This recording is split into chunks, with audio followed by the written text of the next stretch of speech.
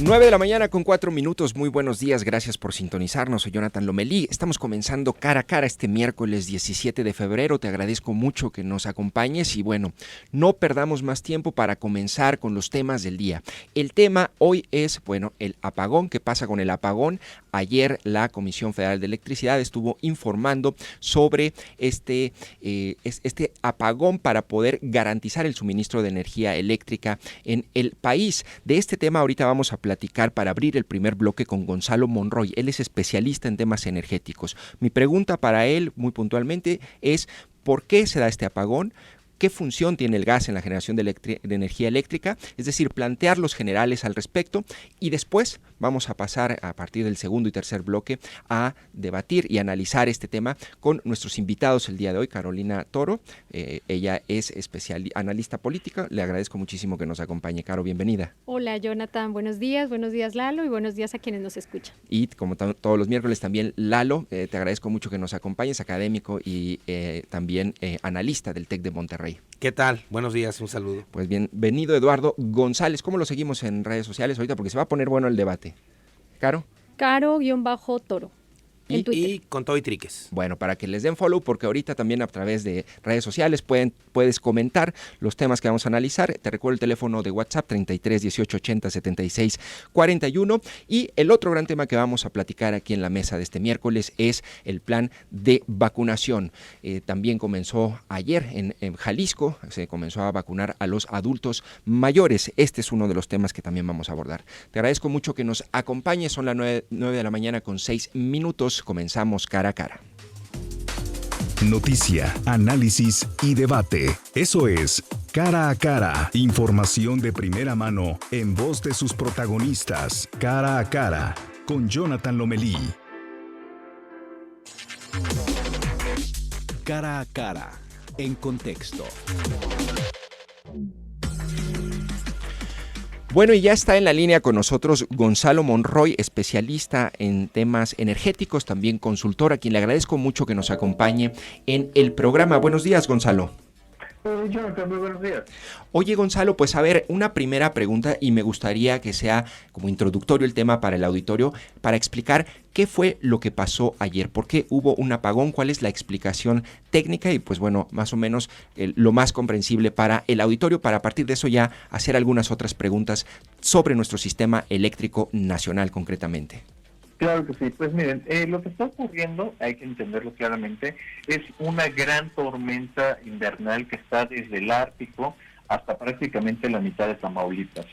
Esta tormenta tan inusual, no se había registrado algo similar desde 1857, está llevando a un límite operativo al estado de Texas en diferentes áreas. En la generación eléctrica se ha rebasado por 3 días consecutivos la demanda histórica de este estado. De igual forma, toda la infraestructura no está diseñada, o en este caso literalmente las tuberías, no están diseñadas para aguantar estos fríos tan grandes, de menos 20 grados en muchas partes del estado, por tiempos tan prolongados. Típicamente pueden aguantar muy bien una nevada, pero no tantos días de esta forma. La aleación, el material con el cual están hechos no aguanta, y eso nos ha llevado a rupturas de las líneas de recolección del gas natural de los diferentes campos que hay en Texas, así como también incluso hasta de las tuberías de agua, que va llevando a otros problemas más grandes. Las plantas no operan de la mejor manera, hemos tenido interrupción de agua en varias de las casas de los suburbios de Fort Worth, de Dallas y también de Houston. Como todo esto que está ocurriendo se relaciona con México, principalmente con un dato, Jonathan: el 90% del gas natural que se consume en México es de importación. Y de ese 90%, el 95% viene precisamente desde Texas a través de los ductos. Ductos bastante vilipendiados por esta administración, pero en este caso te lo puedo decir, es por este lado. ¿Dónde entra la parte de dónde se conecta todo? Es prácticamente relanzar o considerar que el 40% de la generación de electricidad en México se hace a través justamente de ciclo combinado, que es alimentado por el gas natural. Sí. Ahí es donde todas las piezas del rompecabezas se encajan. Justamente en el momento que se interrumpe la compra de gas natural desde Texas por parte de la CFE, aquí hay que entenderlo también claramente, CFE es el suministrador de gas natural a sus propias plantas, pero también a las plantas privadas, es quien les vende el gas para recibir electricidad. Así que en ese sentido, en el momento que CFE decide no comprar gas natural porque los precios habían pasado del jueves pasado a estar de $350 el millón de BTU, escaló a más de $150 el millón de BTU. Citando en este caso al director general de CFE Energía, una de las subsidiarias de CFE, Miguel Reyes, él hablaba justamente que en estos 4 días, de jueves a domingo, se tuvo un costo adicional por arriba de los 20,000 millones de pesos, poco más de $1,000 millones. Esto en tan solo 4 días.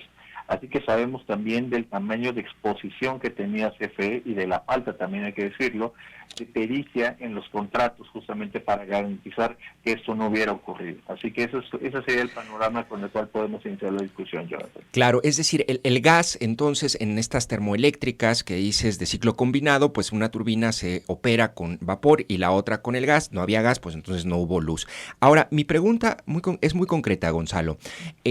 ¿Esto se debe, como tú dices, a factores externos, es decir, esta helada o esta tormenta invernal, o también se puede atribuir una falta de previsión que no sé si sea de esta administración o un rezago histórico? ¿Cuál es tu lectura? Son un poco de ambas, Jonathan. Yo te lo pondría, y la mejor explicación te lo pondría de esta manera. Nadie puede evitar que llueva, pero sí es responsabilidad de uno tener un paraguas. En este sentido particular sabemos que hay responsabilidades. No me gusta hablar de culpas, pero sí de responsabilidades. Sabemos, por ejemplo, que CFE, como te platicaba hace un momento, no hizo los contratos, sobre todo de coberturas, en el precio para poder tener acceso a este gas natural sin que se disparara a precios que eran 5,000 veces más altos. Claro. También sabemos que CFE no hizo en este caso las nominaciones, que no es otra cosa que los pedidos de gas, a tiempo y forma para poder garantizar que el gas siguiera fluyendo. En eso me tengo que detener un pequeño momento, Jonathan, para hacer una aclaración que es muy importante. No existe de ninguna forma ningún complot, ninguna autoridad, ninguna empresa que haya dicho, no, vamos a cerrar el gas a los mexicanos para favorecer a nuestras empresas. Eso no ocurrió. Incluso en este momento, para quien quiera comprar el gas y traerlo a México, lo puede hacer libremente. No se requiere un permiso especial de absolutamente nadie, solamente si están dispuestos a pagar estos precios.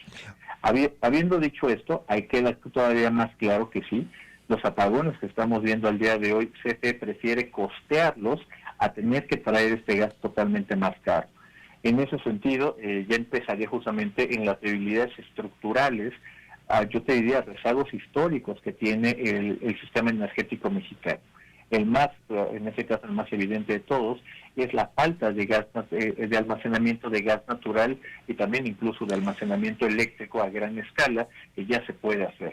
Obviamente, y aquí hay que ser también muy claros y precisos, esto no se ve desarrollado nunca en México. Sin embargo, a partir justamente del año 2017 y terminando en el 2018, la administración del presidente Peña Nieto había ya iniciado con estudios de prefactibilidad para seguir avanzando en almacenamiento en 2 sitios estratégicos. Uno, en las cavernas salinas justamente de Tuzandépetl, Veracruz, y en el norte, en la cuenca de Burgos, justamente en el campo JAP, el campo Brasil, campos ya abandonados por Pemex, donde se podía utilizar para almacenar este gas natural. Sin embargo, por las políticas de austeridad del 2019 del presidente López Obrador, estos 2 proyectos estratégicos fueron cancelados. Así que también en este sentido, sí, hay que apuntar claramente que hay responsables de esa debate. ¿Tú prevés, estaba viendo que el clima continúa con heladas hasta el viernes, sábado, ¿tú prevés que pueda haber más apagones en el país como el de ayer? De hecho, van a continuar, te lo puedo garantizar. Hasta que no se disipe la tormenta y se regresen a condiciones normales, el precio empiece también a bajar. Sí, vamos a seguir con estos apagones en buena parte, sobre todo del norte, especialmente, Jonathan, en el estado de Chihuahua. Chihuahua es probablemente el lugar más expuesto, más vulnerable. Incluso también creo que vale la pena mencionarlo, gran parte de los apagones que estamos viendo en la zona centro, occidente y oriente del país, toda esta franja media, es precisamente para poder mandar un poco de electricidad de forma interrumpida, de una forma bastante inestable precisamente a los estados del norte para que puedan sostenerse. Hay lugares, poblaciones en el estado de Chihuahua principalmente, que llevan más de 36 horas sin electricidad. Claro. Así que obviamente eso es una afectación en todos los niveles de la vida. Oye, Gonzalo, tengo aquí conmigo, me acompaña Carolina Toro para el análisis de los temas del día. Es nuestra analista. Te quiero hacer una pregunta también. Hola, Gonzalo. Buenos días. Muy buenos días, Carolina.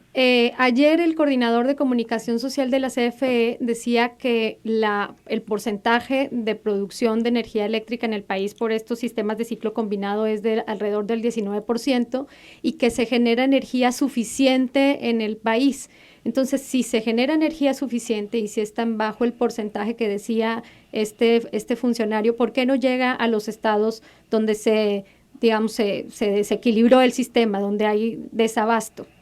De hecho, te empezaré diciendo que es erróneo lo que acaba de decir justamente el vocero Luis Bravo Mena, justamente del CFE. En realidad es el 40% de la electricidad del país viene de ciclos combinados. Específicamente en la región norte, te lo puedo decir, tiene que ver con que no hay gas en el hub, en este caso en las centrales de Vallehermoso, que es prácticamente Matamoros, las centrales que tenemos en Monterrey, y las centrales de Chihuahua, que es el Sauce y Samalayuca. Al no tener suficiente electricidad y las plantas que tenemos de combustóleo, de diésel, incluso las de carbón que tenemos en el estado de Coahuila, no alcanzan a compensar toda esa falta de energía. Sí, tenemos más energía y más gas natural hacia la parte sur del país.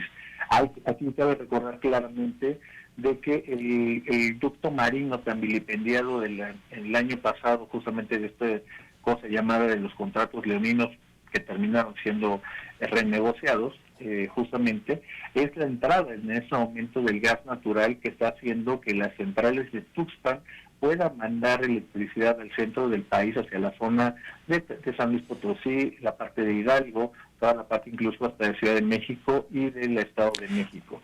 Y también está mandando precisamente de ahí energía hacia Ciudad Victoria, Tamaulipas. Oye, Gonzalo, para terminar, se nos acaba lamentablemente el tiempo, pero la ley de industria eléctrica que planteó como iniciativa preferente el presidente, ¿cuál es tu interpretación o tu lectura? ¿Es una solución a estos problemas que estamos enfrentando?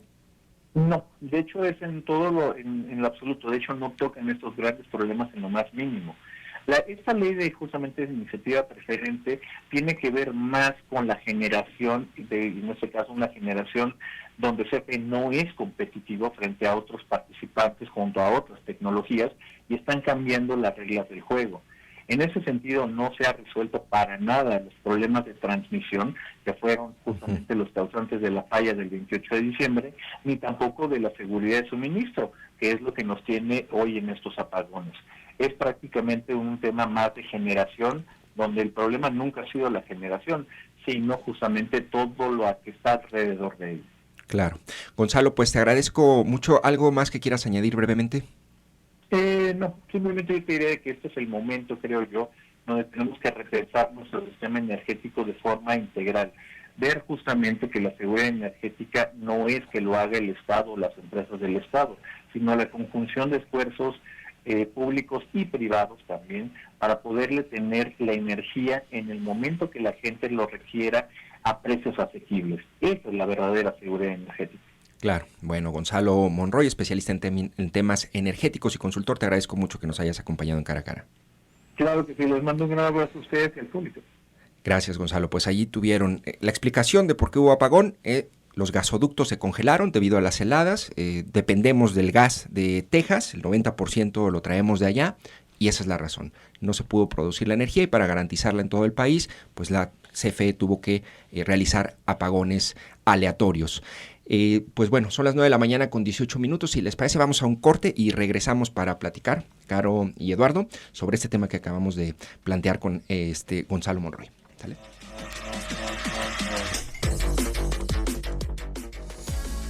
Mantengámonos cerca. Línea WhatsApp 33 18 80 76 41. 91.5 de FM, Zona 3. 9 de la mañana con 21 minutos y bueno, para entrar en el tema aquí con Eduardo y con Carolina, vamos a escuchar lo que dice Andrés Manuel López Obrador el año pasado sobre los apagones y después, el segundo audio es lo que responde sobre el apagón de ayer Andrés Manuel López Obrador este día en la mañana.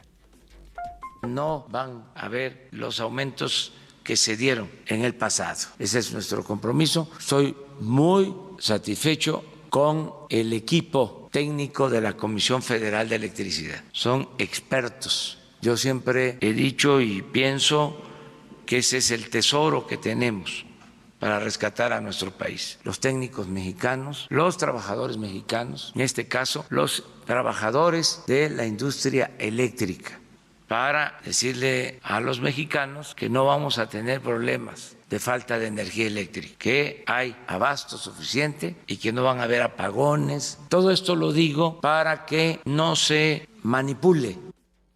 O sea, está grave la situación en Texas. Nosotros estamos enfrentando el problema porque estamos echando a andar plantas que no requieren gas. Estamos echando a andar a plantas de combustóleo, estamos echando a andar plantas con carbón para enfrentar la emergencia y se está llevando a cabo toda una planeación. Bueno, allí tuvimos a Andrés Manuel López Obrador. A ver, yo hago un primer planteamiento. Me parece que, en efecto, el tema de el clima, es decir, no es algo que se pueda controlar. Vimos que también Estados Unidos y Texas tiene este mismo problema. Sin embargo, creo que esto sí da pie a una reflexión sobre la suficiencia energética del país y las políticas que tenemos que garantizar en este momento para que esto no se siga repitiendo, ¿no? Yo creo que plantearía de ahí el inicio del debate. ¿Tú cómo ves, Caro? Claro, me parece que lo medular que plantea el experto es que si bien hay unas condiciones climatológicas que complicaron la situación, que desequilibraron el sistema, que también aumentaron la demanda en Estados Unidos, que aumentaron los precios, también hay que aceptar que hay unas condiciones en México que no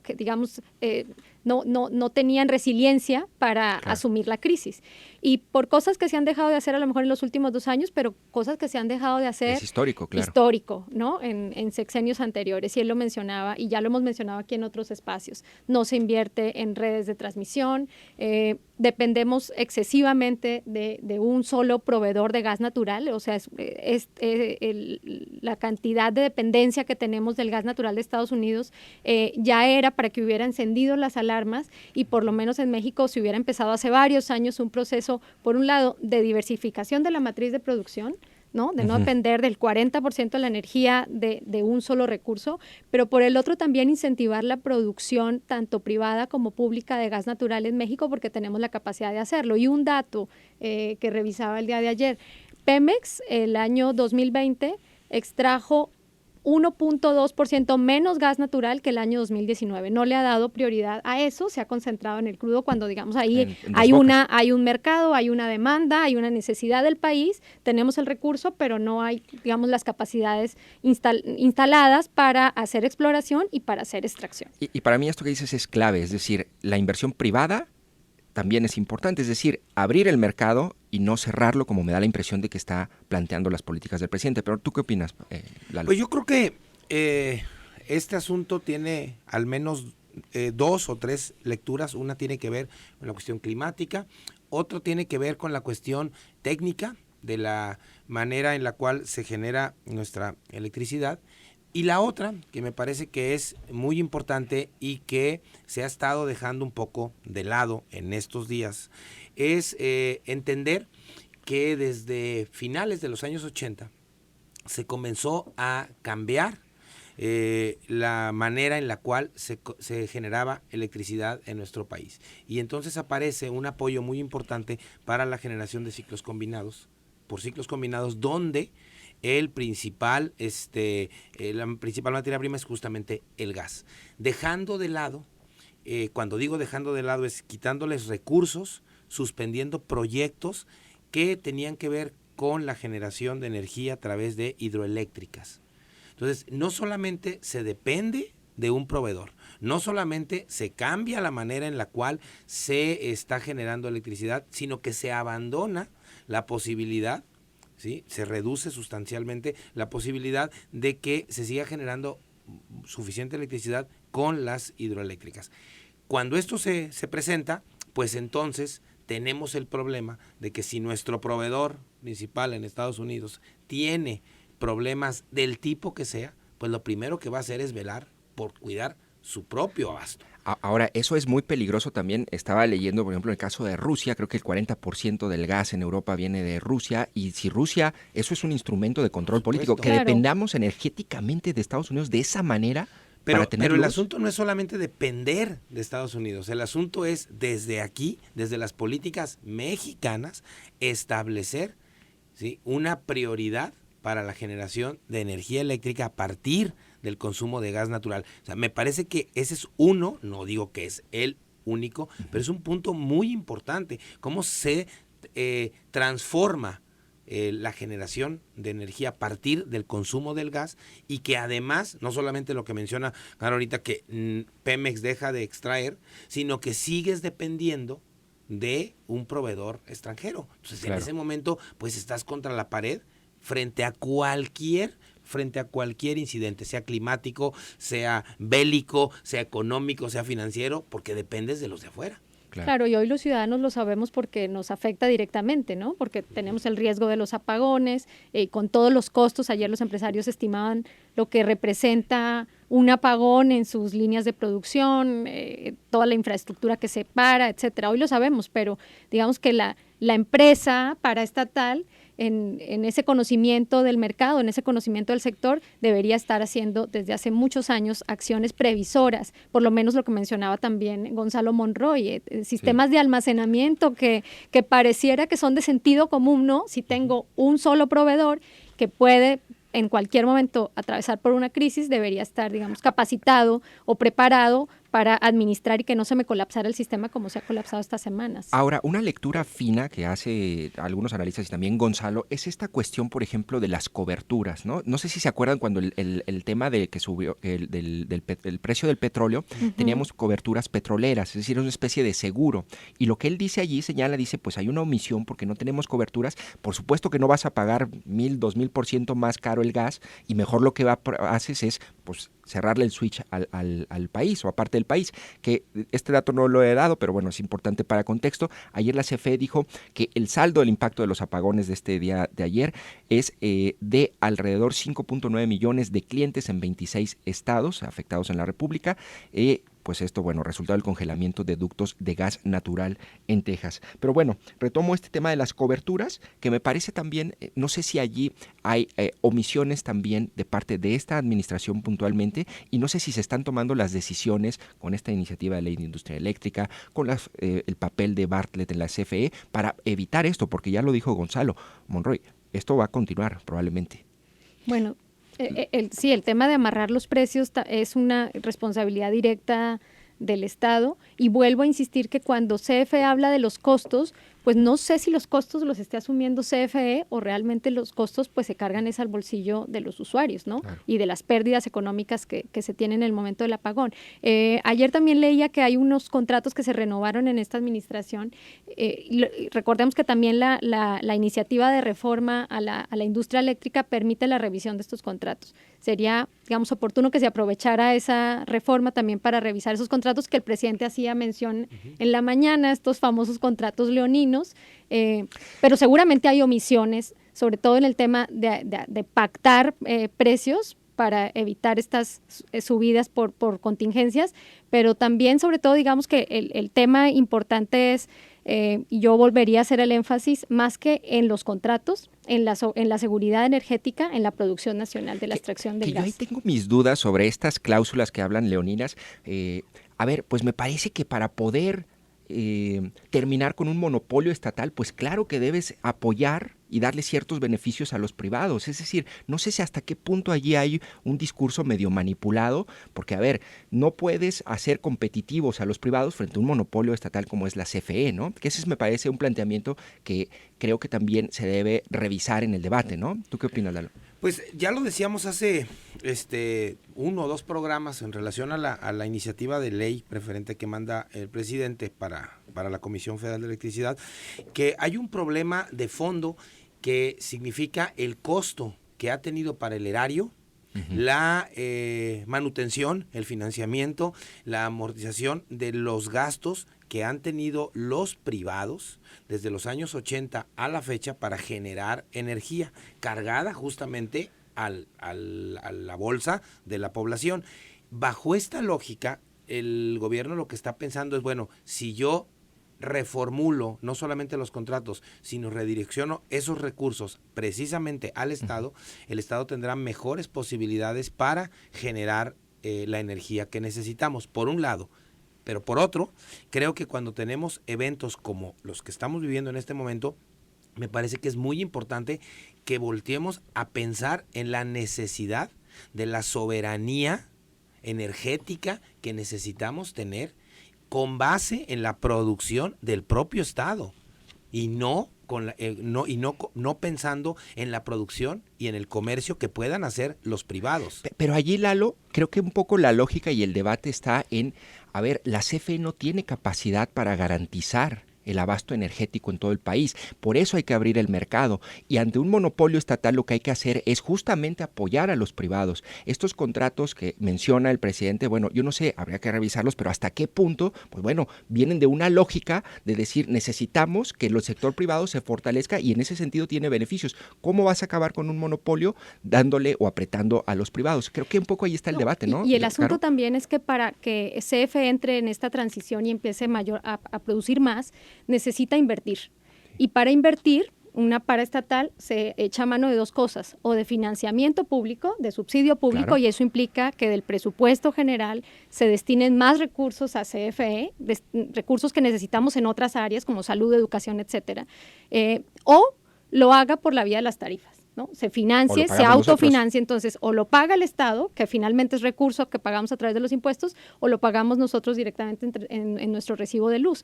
Y bueno, es evidente que esos costos, pues ahorita la paraestatal no tiene la capacidad y en ese contexto, digamos, es cuando entra la participación privada para hacer las inversiones que necesita el país, digamos, en términos de producción energética. Sí. ¿Querías comentar algo? Sí, sin embargo, si nosotros atendemos a lo que ha dicho el gobierno en relación a los motivos para pedir esta iniciativa de ley preferente, los costos que ha tenido para el gobierno federal desde los años 80, no de esta administración, hasta la fecha, son mayores en relación a los beneficios que hemos obtenido con la generación de energía por particulares. Y por otro lado, dice el gobierno que con esos recursos la CFE tendría posibilidades de generar mayor energía. O sea, me parece que tampoco podemos suponer que el solo hecho de que los particulares generen energía nos va a garantizar esta energía, y la otra, que va a costarnos menos y que los recursos que necesitan para recibir este apoyo, pues no los necesitaría en todo caso la Comisión Federal de Electricidad. Yo creo que ahí hay una discusión muy interesante para no cerrarle la puerta a los productores privados, pero claro, sí me parece que debemos tener o pensar en un equilibrio de los recursos destinados a la industria estatal y el apoyo a la industria privada. Claro. A mí me preocupa un poco, un poco el nivel del debate que noto siempre en estos temas complejos, ¿no? Es decir, las reducciones que puede hacer algunas figuras como el propio Bartlett o incluso el propio presidente, decir, bueno, es que es un problema de corrupción del pasado. A ver, si todo es un problema de corrupción del pasado, pues es un argumento ya inválido para atender problemas complejos, puntuales, con elementos técnicos, y digo que no lo dudo, es un rezago histórico, pero a mí me preocupa un poco el nivel de debate que se puede generar en torno a este tema, porque el problema todo indica que va a seguir, ¿no? Y no es un problema que se vaya a solucionar ahorita con el cambio del clima. Sí, lo que pasa es que el problema no... Eso me parece, eso que voy a mencionar, me parece que es muy importante, y yo aquí frecuentemente lo menciono. En México no pasa nada mientras no sucede nada. Entonces, ahorita es el asunto del clima, sí, y nos votó.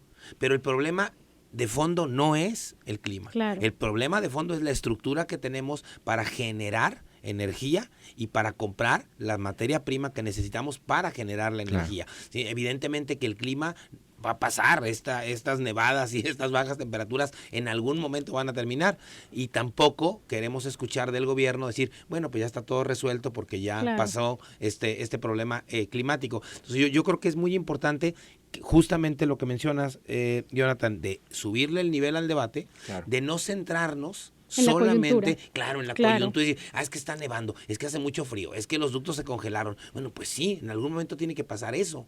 Sí. Pero si toda tu estructura pende de un hilo, pues cuando ese hilo lo cortas, se cae. Claro, yo coincido en que la coyuntura lo que hace es evidenciar raíces, ¿no? Problemas de fondo, problemas estructurales del sistema que están tanto en la matriz de producción, con base en qué tecnologías generamos energía en el país, con base, digamos, también en qué estructura público, privada estamos funcionando, y también en dos aspectos que no debemos olvidar en el tema de la transmisión, porque se produce energía en unas partes del país que no la podemos hoy llevar a otras partes del país, porque no se ha invertido por muchos años en esa transmisión. Ahora, viendo, también lo comentábamos aquí, viendo los márgenes y la diferencia tan grande que hay en los costos de la energía que producen los privados, que puede estar entre 20 y $60, más y barata. El costo de producción de la energía de CFE, me parece que ahí hay un margen muy amplio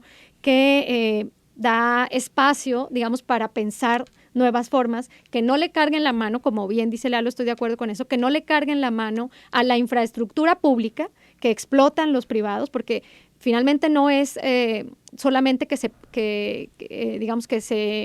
hagan estos contratos y que se pague muy barato, sino que esos privados usan una infraestructura que es pública.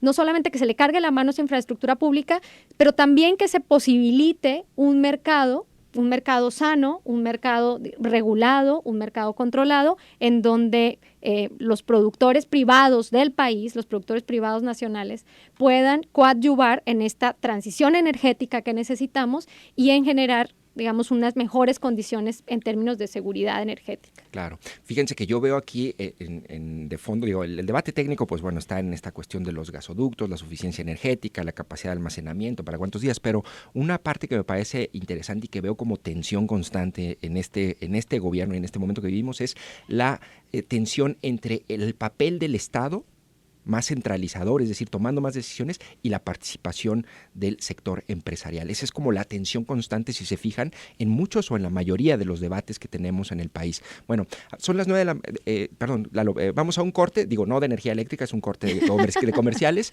y regresamos. Lalo tiene aquí un punto para leer algunos comentarios y escuchar a Lalo, y pasamos al siguiente tema, que es el plan de vacunación. ¿Les parece?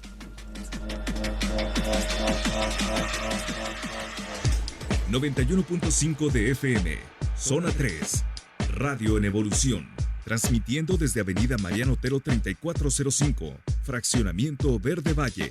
Noticias, música y reporte vial, bajo las siglas XHGO-FM, con 250.000 watts de potencia.